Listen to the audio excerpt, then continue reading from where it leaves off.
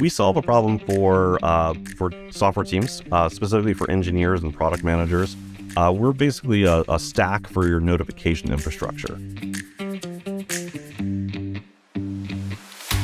Welcome to From the Ground Up, the podcast where we delve deep into the inspiring stories of entrepreneurs and their journey to build successful startups. I'm your host, Jake Aaron Villarreal, and in each episode, I sit down with the founders to learn about their experiences, the challenges they faced, the lessons they've learned, and the insights they've gained while turning their dreams into reality. Today, we'll be exploring the incredible story of Troy Goode, a graduate of Y Combinator and the founder and CEO of Courier, a venture-backed company. If you're an entrepreneur building applications, you'll want to listen to how being acquired by Oracle can change your future. You'll hear a fascinating story of why companies like LinkedIn invest millions of dollars to ensure you get timely notifications, and how Troy's team made it possible to automate the process without the complexity or infrastructure cost. If you don't know what notifications are, think of the 1.5 billion iPhones out there that ping you to update their latest software version. But there's even a bigger market for software applications to communicate efficiently with each other through the use of notifications. It's big business, and Courier is helping solve that problem. So before we dive in, Troy, we're going to talk about your company. We'll go into all the details of that, but let's talk about you, because I always believe that it's not just the company that people are attracted to, but it's also the founder. But we're going to go back early days in your life. So 5, 10 years old, 15, talk about you, where you're from, your first job, the things that kind of inspired you to think about at some point maybe starting your own company. Yeah, well, hey, Jake, thanks for having me on, and great to see you as always. Yeah, oh man, like this, I feel like I'm on a date, right? So I grew up on the East Coast. These days I live in San Francisco, but grew up in Virginia, in kind of a remote part of Virginia. Lived on 17 acres and woods, right? Like a mile walk to the bus stop kind of situation. My dad was involved in technology, so he was originally an electrical lineman, but then he started a company. At first running kind of, doing electrical work. But eventually, as like the early 80s kicked in, he started to get requests from local businesses to run early networking cables, right? So this is when offices were first starting to set up. I don't even know if it was Ethernet at the time. It was probably like Token Ring or something crazy, right? That none of us use anymore. But he was out there kind of setting up networked computer systems. And as a result, he brought home a lot of computers. And so I remember even from the age of like 6, like they tended to be a few years old, right? So we had, we didn't have color monitors at first, even when those were popular on the market and just starting to hit. But I still had access to it, and it was like those were my toys as a little kid. Nice. Right? And then he ran his own business, so there was the entrepreneurial side there as well. And I don't know, it was kind of a straight shot. It wasn't like there wasn't, this aha moment for me. It was kind of always being steeped into it. Got it. Great. So being from the East Coast and kind of going through life, go to school, you get out, you end up working for, companies in technology. At what point did you end up moving to the West Coast? So I didn't move to the West Coast until in my 30s. I think we're going to talk about it a little bit later, but had the good fortune of helping take a company public and then ultimately selling that company to Oracle. And that opened up a lot of opportunities for me, as well as just changed kind of the financial view of moving to an expensive city. We also had our first two kids were very young at the time. And so part of the conversation for my wife and I was, if we're ever going to do it, and we kind of always knew that one day we should, given what I love to do and just my career, that was the right time. Yep. Got it. Yeah, great. There's this whole thought about to build technology and be in a technology company, you have to be on the West Coast, but with technology and innovation really everywhere, really doesn't matter where you're at today.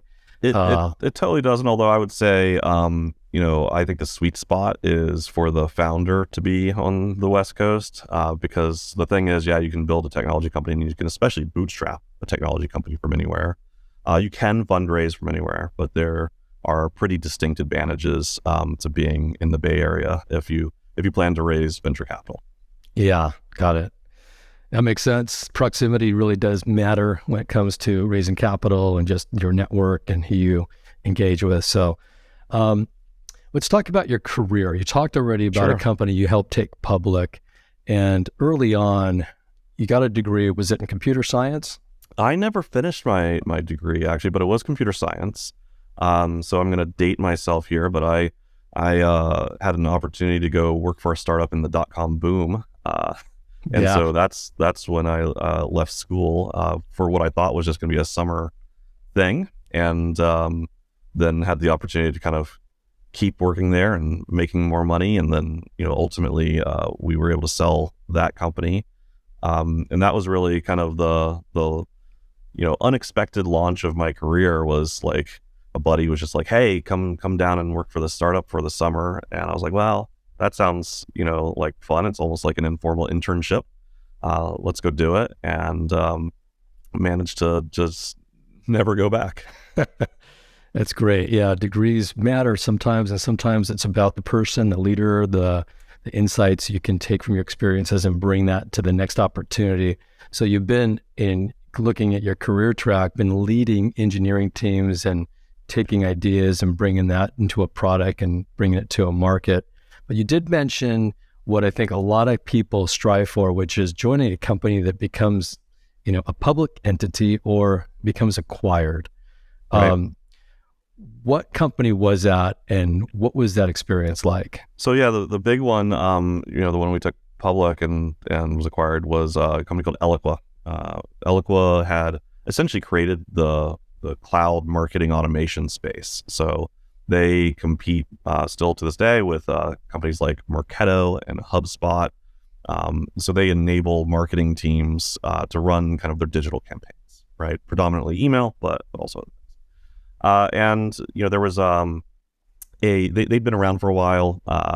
They'd been around for almost 10 years at that point, but it was one of those companies where they hit something. There was like kind of a walk in the woods where they weren't really quite sure what they had yet, and then eventually they had it, and they, as part of kind of creating the market, sometimes it's a little bit slower going, and then you all of a sudden have your fast followers, the competitors that are like, oh, you've struggled and figured out the blueprint. Now I'm just going to do that and perhaps execute faster. And as a result, there was some big changes at the company. They brought in a new CEO. They re-headquartered the company from Toronto to DC. That's where I was based. That's where our CEO was based. And so I was brought in by that new CEO as part of kind of a bit of a rebuild. And, the company was doing well already. I think we were probably at approximately 25 million ARR when I joined. So, we were already off to the races. It wasn't, a super early stage startup then. And so that was part of what, I identified as when they were recruiting me, they were doing so with the explicit intention of running towards that IPO as quickly as possible. I, looked at the opportunity, and my judgment was, I thought it was possible, and I thought I could help. And so I joined the team. I helped grow the engineering team on the East Coast, helped grow the engineering team on the West Coast. And we were very fortunate that the plan worked, and we took the company public. And about 8 or 9 months later, Oracle came knocking. Wow, that's great. And I spent a number of years at Oracle, so they were in acquisition mode for a long time, and I think still are. Yes.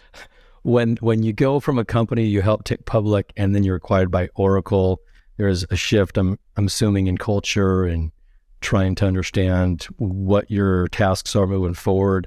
What was that experience like? Was it what you expected it to be? Well, to be honest, I was never an Oracle employee. I bailed. The nature of that particular transaction was pretty exciting because I mentioned they purchased us about I think that it didn't close for over a year after IPO, but the kind of transaction essentially happened about 9 months in. And for those that haven't been part of an IPO, there's a thing called a lockup where you go public and your shares, you can't sell them, right? So you can't sell your shares right after IPO for a certain period of time, often 6 months. And so because it was after that, and it was a cash transaction, they just paid us out for all of our vested shares at a premium well above the market price, because we didn't have those shares locked up anymore. And so then the decision was stay for a retention package, and kind of you're usually looking at about a 2-year stint to maximize that, or say, you know what, so long and thanks for all the fish. Yeah, got it. Well, that's, I think a lot of the people we talked to that have gone through this, it's a little bit different, but nobody really knows what it's like when it's you going through it. And, the thought is you go through it, you collect what you earn, you go off into the sunset, you retire. But for a lot of people, you're still younger in your careers with a lot of inspiration and ideas that you feel like you can bring to the table. And, we believe that it's not just about making money, it's also about your purpose and, what are you trying to build and what are you trying to change and make an impact. So you ended up beginning on a journey starting Courier, which is the current company you have today. That's right. Where did that idea come from? I would say it's a junction of two things. One is kind of the need, and one is the market. And to talk to the market point really quickly, when I was leaving Eloqua during the acquisition, my CEO, who also left, his kind of parting words of advice were, "Hey Troy, it's all about the market." And I wasn't really sure what he meant by that. And what I've kind of learned over time, and we still stay in touch, he's an investor in Courier, and I'm a little older and more gray hair and kind of can understand what he was telling me now, is, when you're stable enough in your career, like, think about what industry you want to work in, right? Who are the customers you want to have? What are you going to be passionate about building? And so the Courier really came about out of a need that I had. And it was, I'd been leading engineering teams for a long time. I'd worked in the communications space, right? Building market automation. I'd worked at companies that had, of course, their own market automation tools that the marketing team used. And my team, the team that I worked with, the product and engineering teams, they had needs that really weren't serviced by that marketing automation platform. And I knew what it did under the hood. And I said, God, I know it does what I need, but they're just not exposing it to me because I'm not their target customer. And so it was kind of the intersection of, I needed that power that I knew was out there in the market, but just not exposed to myself and our engineering team in the right way. And I was explicitly looking for opportunities to build developer tools. I'm passionate about developers and development. I code still myself, even though that's not my day job. I don't believe I'll ever stop. I wanted to take the opportunity to kind of tie that together and say, hey, can I make sure that the customers that I'm talking to every day are developers? Yep, got it. So for those that don't know Courier, what's the problem you're solving and for whom? So we solve a problem for software teams, specifically for engineers and product managers. We're basically a stack for your notification infrastructure, right? So your company might use something like a HubSpot, an Iterable, or a Braze for your marketing automation systems. But all of the, say, transactional and engagement-related messages that a software product sends out, you can think of that as, say, password reset emails, or a mobile push to remind you about something, an SMS alert, right, if a server is down.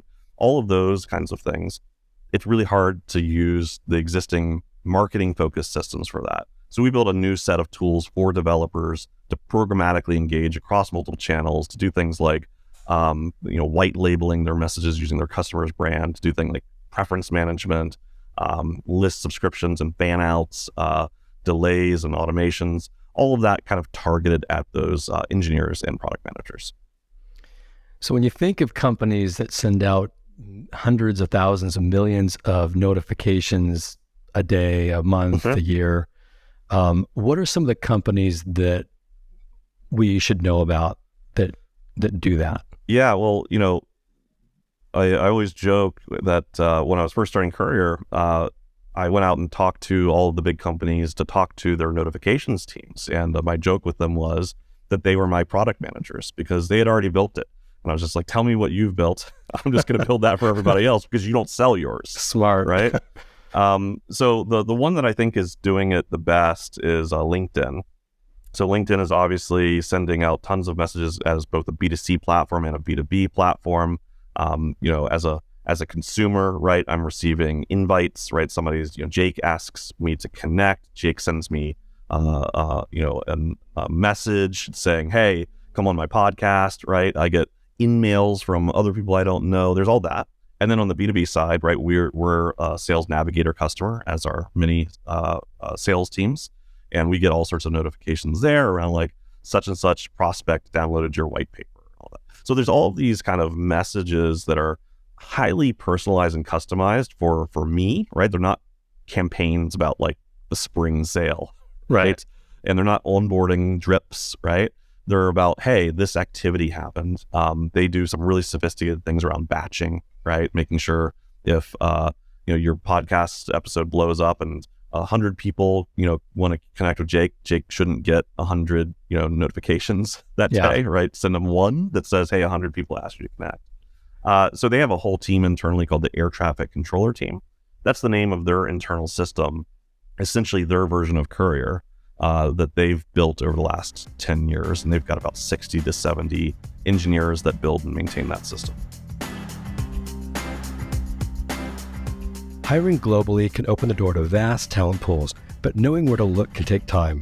Paperwork can be complex, and it's costly if you get it wrong. We help founders hire remotely across 5 continents and in 50 different countries, and we do it in 3 steps. First, we listen to your company's story, the core skills required for the role, and why it would be great to work there. Second, we tell that story globally across multiple candidate channels we've developed over 10 years. And third, we schedule candidate interviews within 48 hours. Hiring from different cultures can be complex. It takes time, and there's no guarantee a candidate's the right fit once they're on board. That's why we take additional steps to give you peace of mind it's the right fit once you make the hire, and give you 6 months to make sure you've gotten it right. There's a whole world out there. Why not hire anywhere? It can save you time and potentially save you labor costs as you scale. For a limited time, we're offering a $5,000 credit towards your first hire, and if it's not a fit over the course of 6 months, we'll replace them absolutely free or give you your money back. Go to matchrelevant.com and claim your offer with promo code MATCH2023. So just for notifications, they've got 60 engineers heads down full time to manage that traffic flow. That's right. And so you take your company, and so if you're any software company out there that's looking to have notifications built in, I guess the idea is that they don't have to build that infrastructure now for notifications. They don't have to build really anything that can just connect with your platform. That's right. What I was really passionate about starting Courier is making it easy even for that solo engineer working on kind of a side hustle or an MVP. I remember, despite ostensibly being an expert in the messaging space, when I would go build a little MVP toy project, I would avoid going and setting up an HTML template for my emails, right? Because it's such a pain in the butt, or having to go set up DKIM and all that nonsense. And so we really wanted to make it the easiest thing to get started with. You're just spinning up your side project. We're going to be the easiest way to plug in your first notifications. And then very importantly to us, we want to scale with you as your business grows, because eventually we want you to be a paying customer, which is not, where you have to start. Yeah, got it. Well, you say a paying customer. So is it, what's the pay model look like today? Yeah, so we have a fairly typical developer tool like structure where there's a free tier. We try to be very generous with the free tier, so that somebody can get up and running and even use it at a funded startup for a while. Eventually, there are limits in terms of usage there, and then you go into what we call our self-service model or developer plan, and that's really just adding your credit card, and we charge you via Stripe every month based upon what you use. So you send a handful of messages a month, we're going to charge you pennies, right? You send a few thousand, we might charge you a couple dollars. And then of course we have what we call our business plan, and that's for larger customers that want, dedicated support, account management, certain compliance needs like HIPAA. There's a set of things that larger businesses care about that we have a whole sales team that can talk to them about that, right? Yeah, got it. That's great. Wow.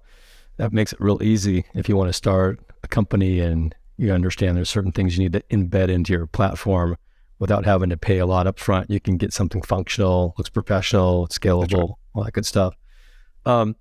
This show is about not just the technologies being built, but the people that are building them. When you built Courier, had you had your own startup prior?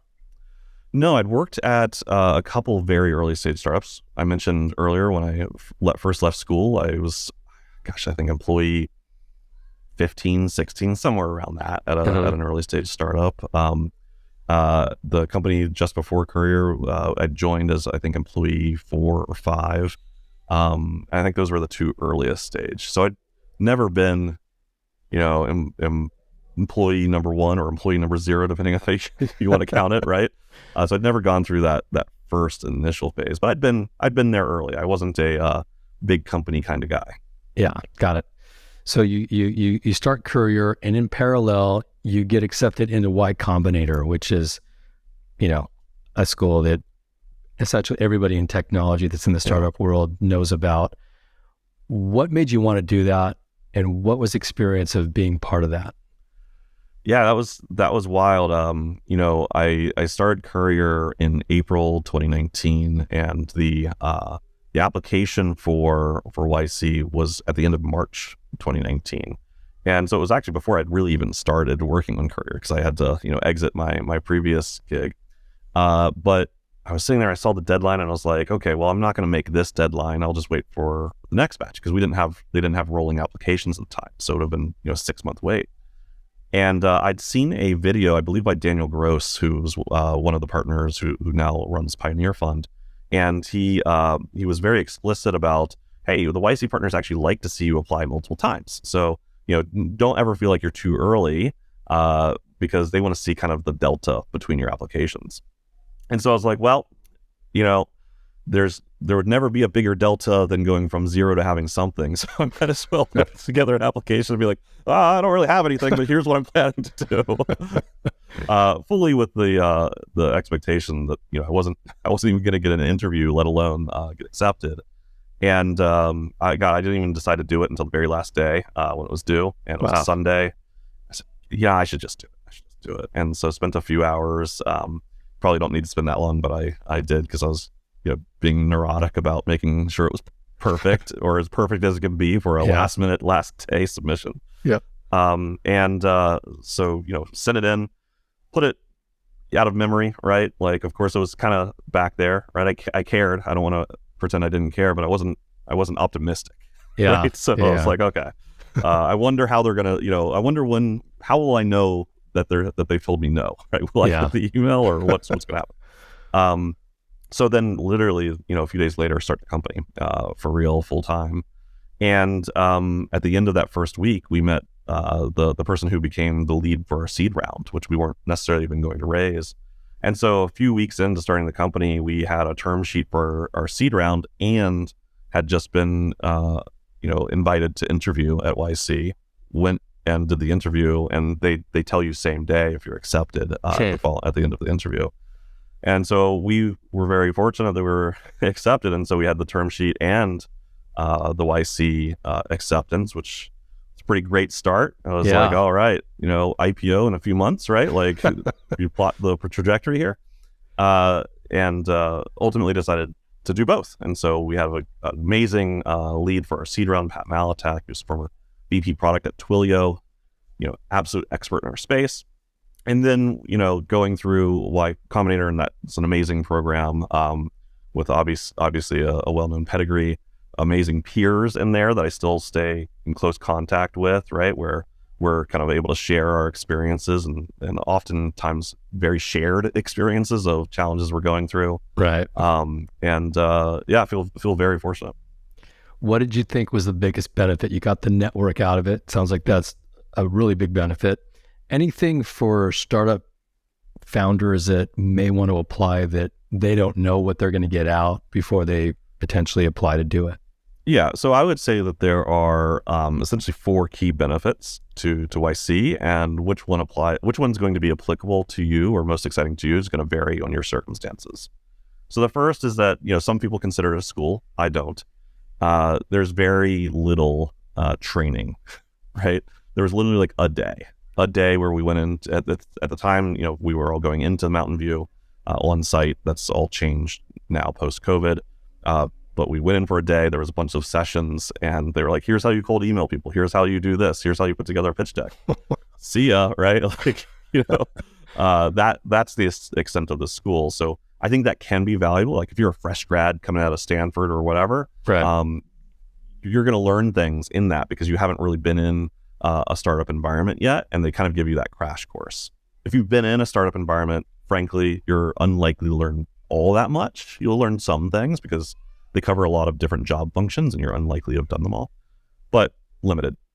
The network is the thing that I think is the best, right? In terms of just, it's a very lonely, hard road to go down as a founder, and having a lot of peers and friends who are a little bit ahead of you, a little bit behind you, keeping pace with you to commiserate with and pick their brain. And that is, you could probably create something approximating that yourself outside of YC, but YC just kind of gives you that network pre-canned, and it's, much larger than would be reasonable to create yourself. And it's world class.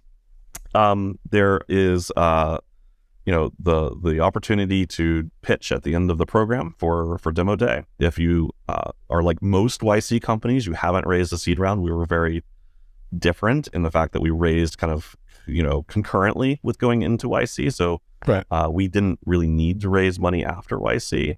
For the companies that do, which is 99% of YC companies, it's an amazing platform to launch your fundraising, program from, and certainly does increase both the odds of success and the likely valuation that you're going to get. So there's value there. And then the last one is, if you're selling a product to startups, like Courier is, gosh, it's a great place to build awareness early on, to find your first customers. And we found our first customers via YC. That's great. Really easy to make those introductions, I'm sure, once you've gone through a class or gone through the program with someone. When did you feel like things were starting to click for Courier? You've got your funding, you go through YC, maybe you get your first couple of clients. When did you go, you know what? My thesis, I think, is accurate. I think there's something here. Yeah, good question. I mean, I think that I always have had a lot of confidence in the thesis because we're not trying necessarily to convince people to do things they weren't already going to do. The question mark was really, our customers are already going to be investing in building notification infrastructure. Can we build the right thing where they will say, actually, I want to use your thing instead of building my own? So that was the question mark there. And it took us about a year and a half or so to kind of crack the recipe on that. And, I always refer to this as a bit of a ladder climb. So for a lot of startups, your product market fit search is a zigzag pattern where you're kind of lost in the woods looking everywhere and hopefully you find the exit. For us, it was more like we knew exactly what needed to be built, because we'd spent time with all of those larger companies who'd already built it, right? And it's just like, okay, there's the end state or a version of the end state.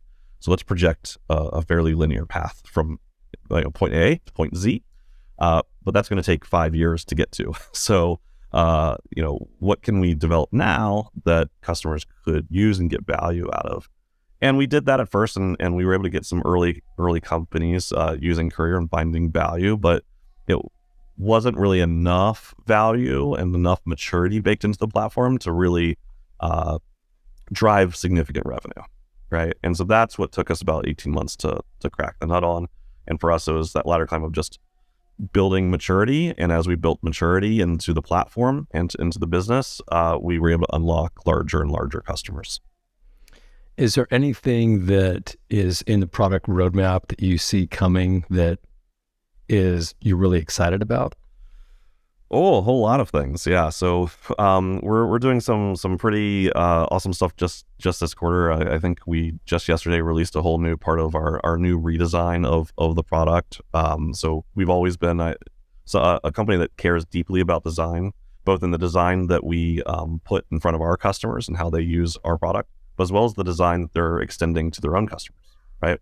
Because while we're a developer platform and there's some parts of it that is a design tool, right? Because you're using notifications as part of your user experience to extend to your own customers. So we're heavily investing in updating all of those design capabilities, design components. Customers are already starting to see some of that roll out, but a lot more still to come. And that's going to kind of lead its way into a big redesign of our editor experience, bringing that up. We already have what is clearly the best in the industry right now. We're going to leapfrog way past where we are at today, and bake in a lot of support for things customers have been asking about, for example, like A/B testing. So really excited to deliver on that. Really cool. With AI right now in the market and all the awareness that companies are thinking about, what can they do with AI? Should it be integrated into what they've built?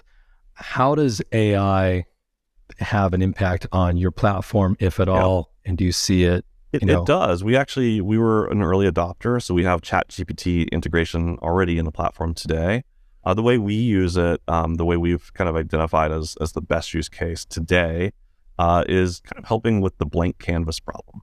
The blank canvas problem being, you want to build something, you want to create something, and you get that canvas in front of you, and there's nothing there, and it's really hard to put that first mark on the paper, right? But once you put it down there, you realize you don't like that, and you make a different mark, right? And so having something there. One of the challenges we've always talked about, for example, having pre-canned templates for notifications. Like, what if we had the notifications you wanted for your product out of the box? The problem is, as we looked at our various customers, everybody's got different notifications. Notifications are very specific to your own business. And so what we did was we integrated ChatGPT as a way to very quickly spin up your notifications, where you can just tell Courier, hey, here's the kind of notification that I want, and we'll spin that up, wire it up, put all the content in for you. Are you likely to click publish and take that to production just like that? No, but now we've kind of cracked through that blank canvas for you, and now you can start to tweak to meet your own needs. Wow, that I'm sure saves a lot of time. So looking at the market today, and when you and I started talking, this was pre-COVID, into COVID, and now looking at, we've come out of COVID for the most part, I would say. The trends in companies were everything remote, then maybe coming back to on-site, maybe hybrid. Where's your position on this? Great question. I think that we consider ourselves remote first hybrid, which is like, let's just slam a bunch of buzzwords together. Like, I don't know that we really as an industry identified the taxonomy of possible options here. The way we've solved for it is we have a fairly large centricity in the Bay Area, but not everybody. So I would say about 2/3 to 3/4 of our companies in the Bay Area, but we have a significant number of our team that's not in the Bay Area, right? And the vast majority of our Bay Area employees do not come into the office every day, but we do have an office. And I went into the office once this week. Other weeks I go in 3 days a week. We've got some employees that come in 3 to 4 days a week that are in the Bay Area. Some that are in the Bay Area that almost never come in, maybe once a quarter. We do try to fly the whole team out to get together once every quarter or two to do some team building and social activities.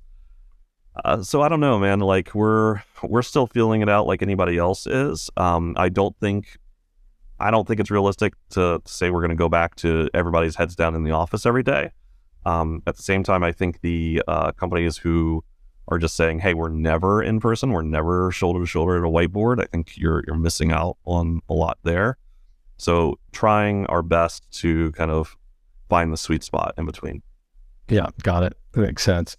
We're seeing some really interesting trends, but hybrid seems to be growing in favor of a lot of founders and companies having that ability to have people come in, not the whole way, not all the time, but also being able to be productive in certain meetings and improve culture in certain ways. So I think hybrid's a good option. We talk with a lot of investors at companies. In fact, we invest in companies ourselves. And one of the questions is, if you're going to be hiring and building teams that are not local, that are remote, the US is one way, but globally, we're seeing a lot of companies look at Canada and look at Mexico and look at South America for, talent, but also cost and labor and, strategies around international hiring is becoming top of mind for a lot of companies we're talking to. Have you been in a position yet where you've hired anyone international? Have you thought about that strategy? We haven't yet. We have thought about it and talked about it, and I think we fully intend to go down that path. It's just been, there's some compliance questions on our side that are 100% solvable, right? But require effort. Yeah. And we just haven't prioritized the effort to structure the business in the way that we would need to in order to, do so while complying with our customers' own data needs. So that's the trick that it's, for a lot of other companies that wouldn't even be a concern at all. I think,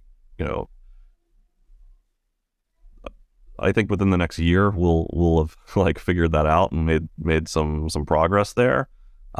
It's just a matter of time. Yeah, got it. Sounds like most founders of startups have got multiple things to do and not enough time to do it. Yeah. And where do you put your priorities? So exactly. If you're a founder out there and you want to build a startup, what are some of the lessons or some of the teachings you would share with them? Yeah. So I talked to a lot of, early stage founders, folks who are just spinning things up. Some are repeat folks, like folks that I've known for a while. And one of the things that is true is that even if it's not your first time, so whether it be your first time or a subsequent time, it's really hard to get out of your own head and get kind of critical evaluation of your idea. I love building, and a lot of, my friends are engineers I've worked with in the past, and the great ones love to build. And it's very easy to just jump right into doing that. This is cliche and rote advice, but it is still advice that I see almost never practiced, which is don't start building something, right? Go out and find customers to talk to, right? Go out and with your voice, with your face, right? Go talk to them. Don't just read something. Go have a conversation with the folks that you believe you're solving a problem for, and identify whether, what is the likelihood that they're actually going to, purchase this, right? There's all sorts of, customer discovery frameworks that you can use for kind of trying to identify the actual real need of the problem you're attempting to solve.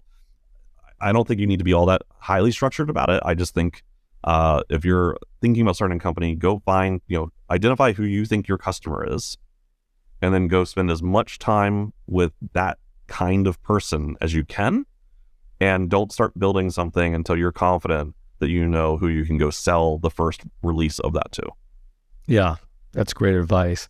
I think you need to have a need that someone has to have solved before you build something and hope that they actually need it. So absolutely makes sense to me.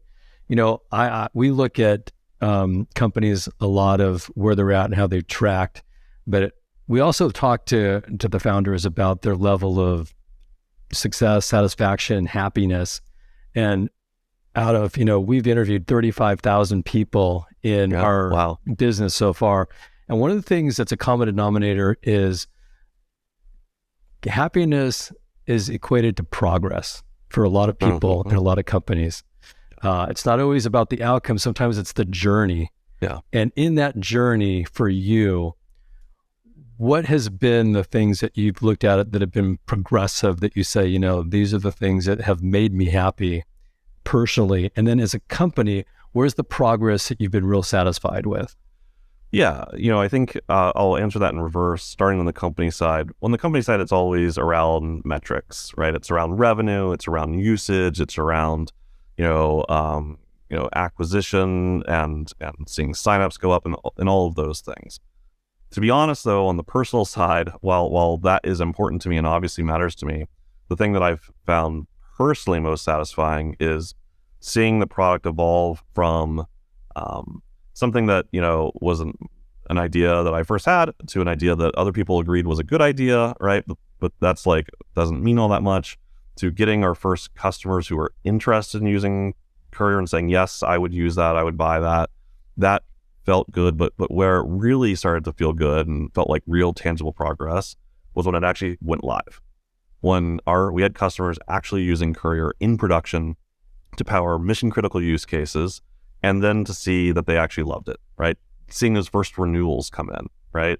Seeing that it wasn't just seeing the first time somebody that wasn't me sell the product, right? And so it was like are people just like buying it to be nice to me, right? Like, like seeing that kind of progression of proof points add up over time to our first 6-figure deal, not because of the revenue necessarily, but showing, hey, this is how that customer values what we've built, right? And just seeing that kind of grow, that that's really where the juice has been for me. And then going and talking to those customers, hearing sometimes complaints. I love complaints. It means they care, right? The worst thing in the world is you go talk to somebody, they're like, oh yeah, I mean, I don't know, I guess it's still running, like we don't use it.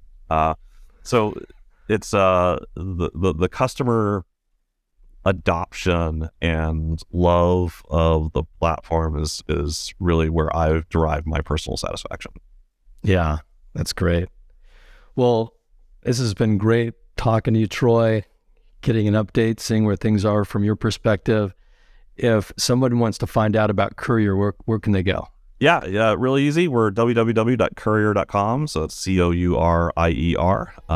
And yeah, come check it out. We've got a free version of the platform. So if you're just working on a side hustle, hackathon, early stage startup, or even late stage startup, come check it out. Perfect. All right. All that will be in the description below. Troy, good catching up with you as always. Yeah, Jake. And we'll catch up on the next time we go around. Absolutely. Thanks, Jake. Okay, see ya. Bye-bye.